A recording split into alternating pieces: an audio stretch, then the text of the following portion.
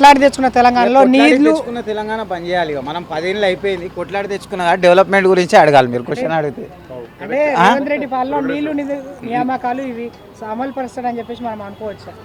చూద్దాం, ఇంకో 6 months time ఇస్తే ఈ గవర్నమెంట్ ఏం చేస్తారనే తెలుస్తుంది. ఇప్పుడు వాళ్ళది కొత్త సంసారమే కదా, మనం 100 రోజులనే మనం ఏం చేస్తారు ఏం చేయరు ఏం చెప్పలేం కదా. ఆల్రెడీ 10 ఏళ్ళు ఇస్తేనే ఏం చేయలేము మనకి. కాబట్టి ఒక 1 year ఇస్తే మనకి మనం ఏదైనా అంచనా వేయగలుగుతాం గవర్నమెంట్ గురించి, చేయగలుగుతుందా చేయలేదా అని.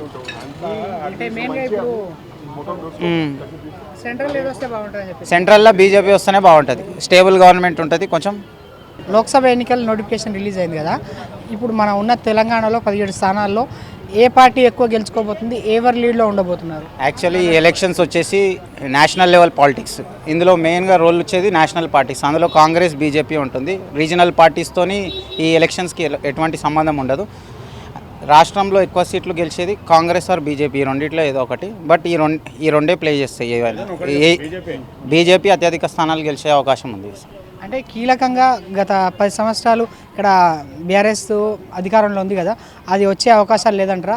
ఎన్ని స్థానాలు వచ్చే అవకాశాలు ఉన్నాయని చెప్పి? నాకు తెలిసి ఒక్క స్థానం కూడా అవకాశం లేదు. ఉన్న ఒక్క స్థానం కూడా కేసీఆర్ పోటీ చేస్తే ఆ మీద గెలిచే అవకాశం ఉండే, కానీ ఇప్పుడు అది కూడా లేదు. ఓన్లీ బీజేపీ కాంగ్రెస్ మధ్యలోనే ఫైట్. అంటే ఇప్పుడు రీసెంట్గా చూసుకున్నట్లయితే లిక్కర్ స్కామ్కి సంబంధించి కాళేశ్వరంలో కుంభకోణం ఇవి ఏమైనా బీఆర్ఎస్ పైన ప్రభావం పడే అవకాశాలు ఉన్నాయని చెప్పేసి చెప్పుకోవచ్చా? ఖచ్చితంగా ప్రభావం ఉంటుంది కదా. ఎట్లయినా ఇవి స్కామ్స్ అంటారు, ఇంకా కోర్టులో నడుస్తున్నాయి. అవి ప్రూవ్ అయ్యే వరకు టైం పడుతుంది, కానీ అవి ప్రూవ్ కాలేదు. అది కోర్టులో నడుస్తుంది. అవి నడుస్తాయి. బట్ పబ్లిక్కి కనబడేది ఇంత అవినీతి జరిగిందా అనే యాంగిల్లో పబ్లిక్ ఆలోచిస్తారు. కాబట్టి ఉండేవి ఎట్లయినా జాతీయ పార్టీలు ఉంటేనే బెటర్ అన్నట్టు పబ్లిక్ ఆలోచించి ఈ 2 పార్టీలను ఏదో ఒకటి చూస్ చేసుకుంటారు. అంటే ఇప్పుడు మెయిన్గా మన సికింద్రాబాద్ కాన్స్టిట్యున్సీకి వచ్చేసరికి ఏది వస్తారు, ఏ పార్టీలు వస్తారు అని చెప్పేసి అని అనుకుంటున్నారు. ఇక్కడ మెయిన్ క్యాండిడేట్లు కిషన్ రెడ్డి, ఇక్కడ బొంతు రామ్మోహన్, ఇక్కడ బీఆర్ఎస్ అయితే ఇంకా అభ్యర్థిని అయితే ప్రకటించలేదు.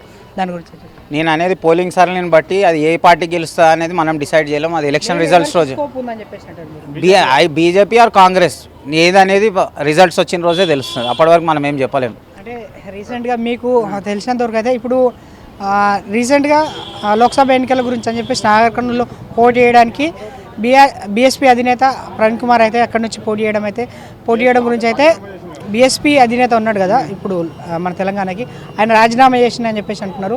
దాన్ని ఏ కోణంలో తీసుకోవచ్చు అని చెప్పేసి? ఇది బీఎస్పీ పార్టీకి రాజీనామా చేసారు అంటారా?